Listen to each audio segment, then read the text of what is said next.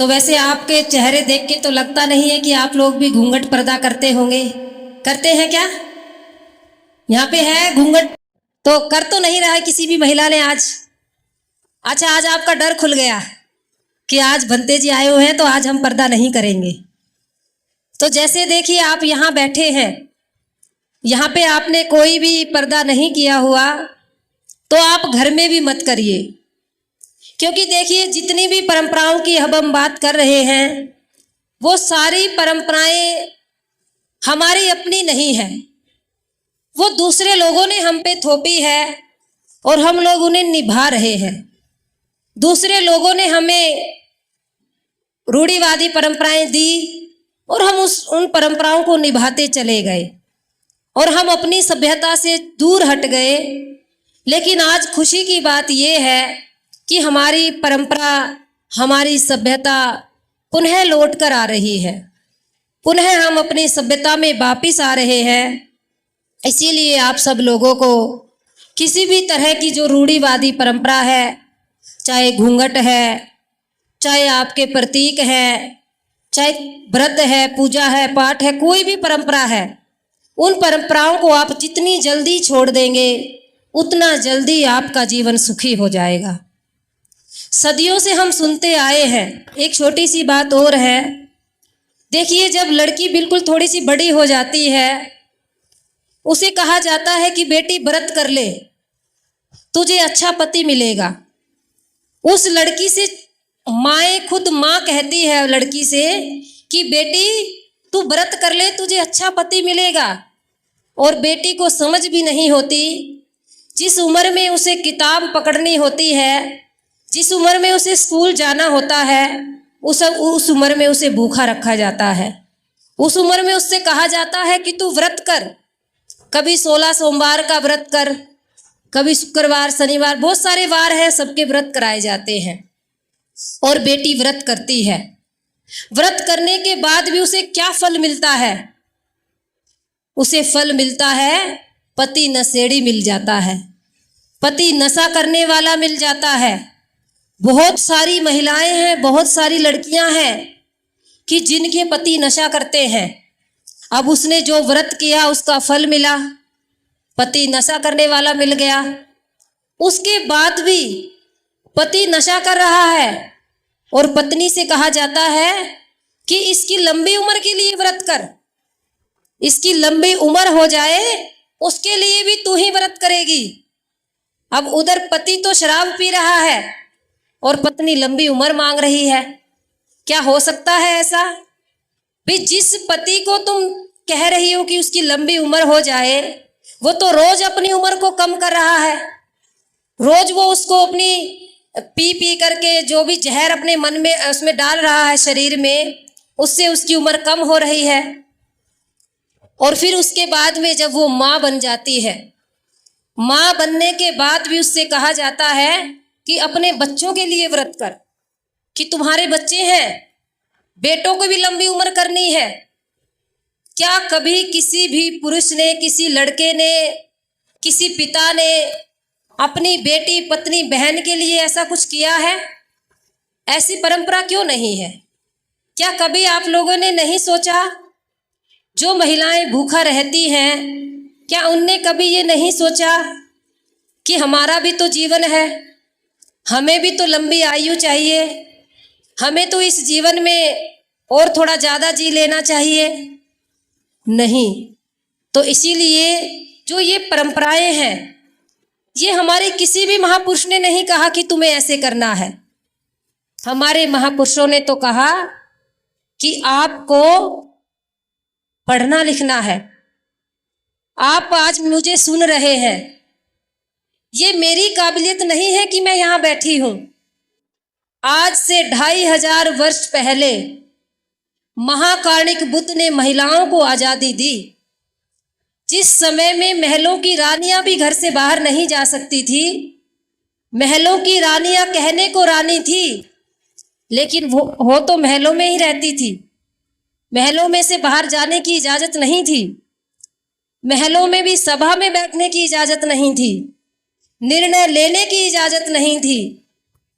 जब बुद्ध की मौसी सिद्धार्थ गौतम की मौसी महाप्रजापति गौतमी, जिन्होंने सिद्धार्थ गौतम का पालन पोषण किया, जब उनके मन में आया और उन्होंने कहा मुझे भी आजाद होना है, और 500 महिलाओं के साथ में अपने आप अपने बालों का मुंडन किया। महिलाओं को लगता है कि हमारे जो ये बाल हैं ये बड़े सुंदर हैं। इस सुंदरता के जाल में महिलाओं को फंसाया हुआ है कि ये बाल ही हमारी सुंदरता है और ये बाल ही हमारी आजादी है। लेकिन जब महाप्रजापति गौतमी को समझ में आया और उसने महाकारुणिक बुद्ध से कहा कि मुझे भी आजादी चाहिए, मुझे नहीं चाहिए महल, सदियों से महल में हूं लेकिन आज तक बोल नहीं पाई।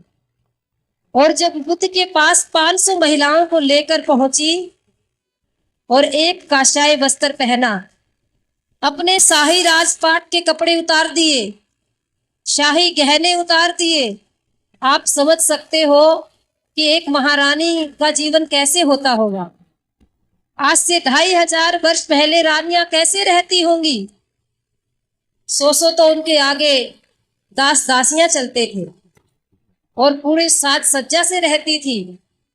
लेकिन जब ज्ञान का दीपक जला, जब समझ में आ गई बात कि ये तो बात नहीं बनेगी, भी जिस रास्ते पे मेरा बेटा चल पड़ा है, जिसने राजपाट छोड़ दिया है, तो मेरे लिए राजपाट किस काम का, मुझे भी आजादी चाहिए।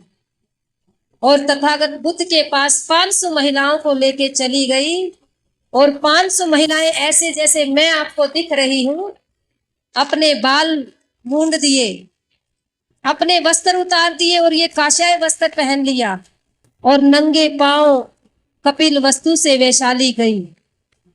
और उस समय 2500 वर्ष पहले जब कोई भी महिलाओं को कोई भी स्थान नहीं देता था, महिलाएं मंदिरों में नहीं जा सकती थी।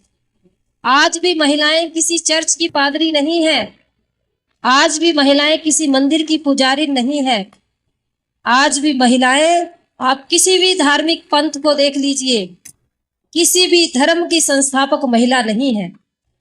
लेकिन बुद्ध ने 2500 वर्ष पहले इस रास्ते को खोल दिया। जिस तरह से पुरुष घर छोड़ के भिक्षु बने, उसी तरह से महिलाएं भी घर छोड़ के भिक्षुनियां बनी। और सबसे पहले शुरुआत किसने की? बुद्ध की ही मौसी महाप्रजापति गौतमी ने की, सिद्धार्थ की पत्नी यशोधरा ने की और अपना महल त्याग करके भिक्षुणी बन गई और ना जाने कितनी महिलाओं का कल्याण किया। तो आज मैं अपने आप को गौरवशाली मानती हूं कि जो ये विरासत है, ये विरासत मेरी कमाई हुई नहीं है।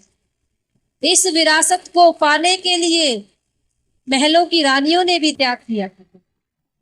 जो महलों की रानियां अपने रथ से पैर को नीचे नहीं उतारती थी, उन्होंने भी अपने पैर में छाले डाले और पैदल यात्राएं की।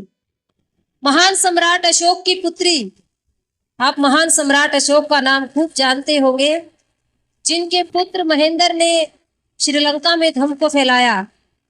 और जब उनकी पुत्री के मन में भी आया कि मुझे भी भिक्षुणी बनना है, अपनी 6 महीने की बेटी को छोड़कर, उनकी 6 महीने की बेटी थी, शादीशुदा थी, वो कहा कि पिताजी मुझे भी श्रीलंका जाना है।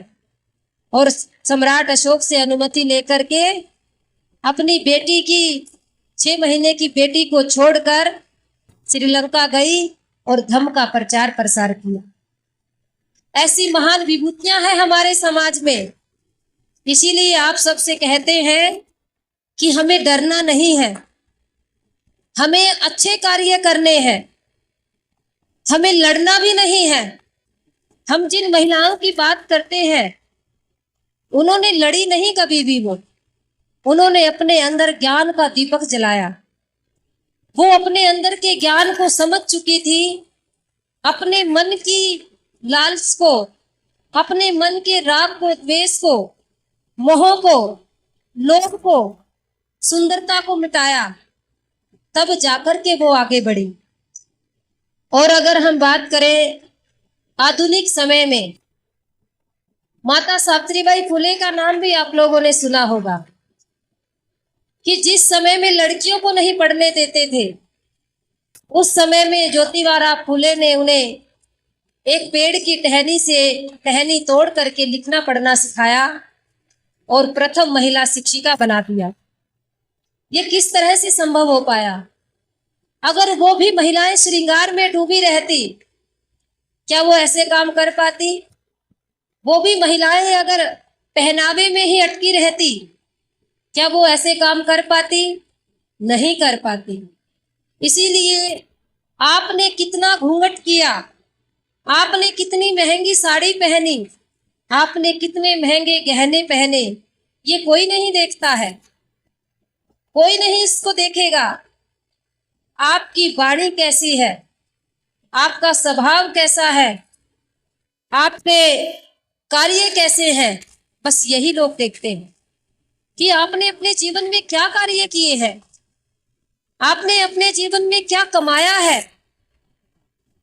आप सदियों से अपने घर में खाना बनाती आ रही हैं, सदियों से अब घर के काम करती आ रही हैं, सदियों से सब चीजें कर रही हैं।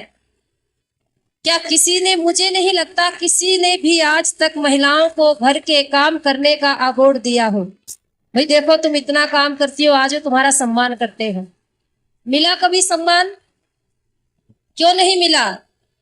क्योंकि आपको चूल्हे चौके में ही रखा गया, और जो महिलाएं इस चीज से बाहर आ गई, वो महिलाएं अपने घर के साथ साथ औरों का भी जीवन बदलने में कामयाब रही।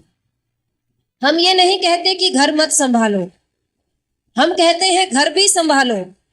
घर संभालना पहली जिम्मेदारी है, लेकिन घर के साथ साथ अपने आप को भी संभालो।